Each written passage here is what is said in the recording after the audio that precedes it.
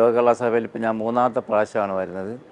ആദ്യം വന്നതിൽ രണ്ടാമത് അതിനെക്കാട്ടി നല്ല പോലായിരുന്നു. അതിൽ കഴിഞ്ഞിപ്പോൾ മൂന്നാമത് വന്നപ്പോൾ അതിനെക്കാട്ടിയും ബെറ്ററായിട്ട് ഒരുപാട് ആൾക്കാരും ഒരുപാട് സ്ഥലങ്ങളിൽ നിന്നുള്ള ഒത്തിരി ജനങ്ങളും ഇങ്ങനെ വന്നുകൊണ്ടിരിക്കുകയാണ്.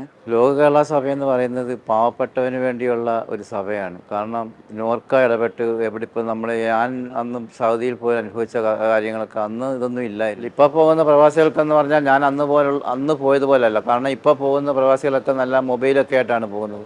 അതുകൊണ്ട് ഇപ്പം നമുക്ക് എവിടെയെങ്കിലും ഒരു ബുദ്ധിമുട്ട് സംഭവിച്ചാലും അവസരം വിളിച്ച് മറ്റുള്ളവരുടെ പറയാനും അങ്ങനെ അവരുമായിട്ട് ബന്ധപ്പെടാനുമുള്ള ഒരവസരങ്ങളൊക്കെ ഇപ്പോൾ ഉണ്ട്. അതുകൊണ്ട് എൻ്റെ അന്നത്തെ അനുഭവം ഇപ്പോൾ ഒരിക്കലും ആർക്കും വരത്തില്ലെന്ന് തന്നെയാണ് എനിക്ക് പറയാനുള്ളത്. കാരണം അന്ന് ഫോണില്ലായിരുന്നു. ഒരു കത്തയക്കണമെങ്കിൽ 2 മാസമൊക്കെ പിടിക്കുമായിരുന്നു കത്തയക്കണമെങ്കിൽ.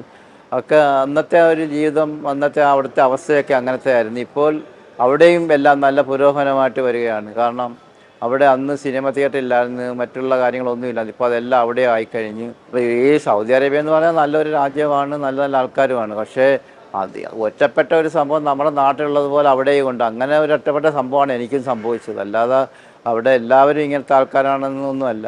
ഇവെല്ലാം നല്ല നല്ല ആൾക്കാരാണ്. എന്നെ രക്ഷപ്പെടുത്തിയതെന്ന് പറഞ്ഞാൽ എനിക്കൊരിക്കലും മറക്കാൻ പറ്റാത്ത ഒരു അറബി തന്നെയാണ് എന്നെ രക്ഷപ്പെടുത്തിയത്.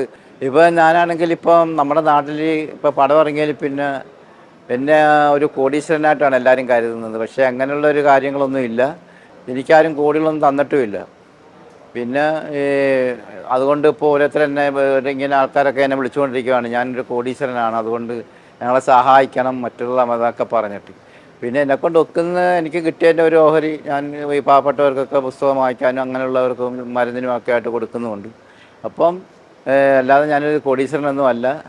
പിന്നെ ഈ സിനിമ ഇറങ്ങിയപ്പോൾ ഇങ്ങനെയൊക്കെ ഉള്ള കാര്യങ്ങളൊക്കെ പോകാനൊക്കെ പറ്റിയൊരു അവസരം കിട്ടി, അത് മാത്രമേ ഉള്ളൂ.